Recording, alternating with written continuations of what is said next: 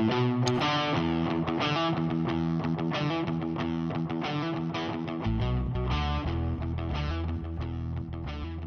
there. On today's three-piece review, I'm going to be taking a look at the brand new Chromebook Pixel 2015 edition. I've always been a huge fan of Chromebooks, but with the exception of the 2013 edition of the Pixel, they have traditionally been relatively low-end devices, from a hardware perspective at least. They usually contain low-end Intel processors or a mobile ARM chip, and the quality of the screens is never the best. But the trade-off is that the devices themselves are typically very inexpensive, somewhere in the vicinity of $200 to $350. There were a few exceptions that came in slightly higher and added some nice features like a touchscreen, but nothing came close to the surprise of the 2013 Chromebook Pixel, which turned that relatively inexpensive pricing on its ear with a massive $1,299 to $1,499 price tag. So what did 5 times the price of the average Chromebook get you? Incredible build quality, a actual real honest-to-goodness Core i5 processor with integrated graphics, and an amazing 2560 by 1700 3x2 touchscreen display. The highest end model also had an integrated LTE modem. There was little question that this was the best Chromebook money could buy, but its huge price tag really kept it from selling as well as it could have. This year's Chromebook, however, upgraded the hardware and downgraded the price. It has 2 USB Type-C connectors, 2 USB 3.0 ports, a microphone jack, SD card slot, a 5th generation Core i5 processor with 8 GB of RAM and 32 GB of storage.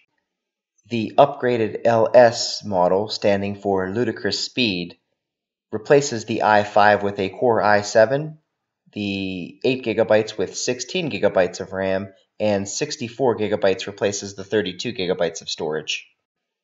As far as the look and feel of the 2015 Chromebook Pixel goes, it feels and looks a lot like the original Pixel, and that's not a bad thing.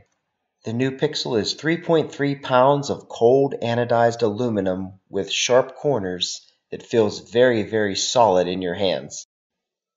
The keys on the keyboard are backlit and are very solid, not mushy at all, and have a great click and just enough travel. The speakers, which are located just underneath the keys, also sound rich, full, and are very, very loud. Setup on the device is a breeze. If you are a previous Chromebook owner, simply signing in will restore all of your applications, bookmarks, and data. For those folks who this is their first Chromebook, the sign-in process is just as easy, and the startup consists of a few tips and tricks to get you started with Chrome OS. The screen on the Pixel is absolutely stunning. Everything looks just crystal clear on this display. Text is razor sharp and the colors are bright and vibrant.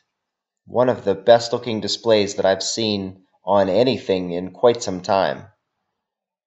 The trackpad itself is very responsive and has a satisfying click that is effortless.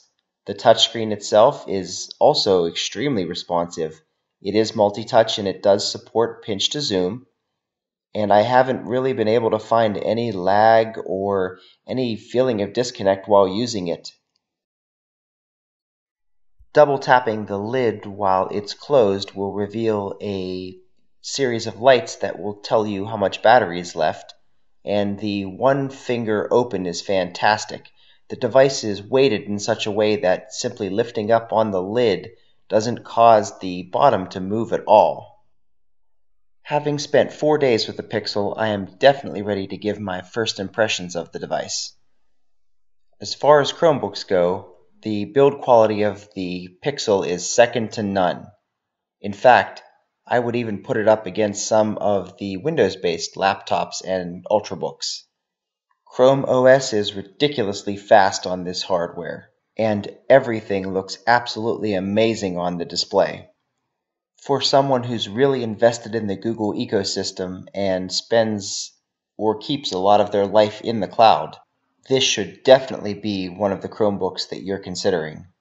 And even though the software experience is the same across Chromebooks, it's the hardware experience here that makes it so difficult to go back to any other Chromebook after you use it. The entire experience just feels more premium. In my next video, I will not only be comparing the Pixel to other Chromebooks, but to Windows machines as well, both high-end laptops and Ultrabooks.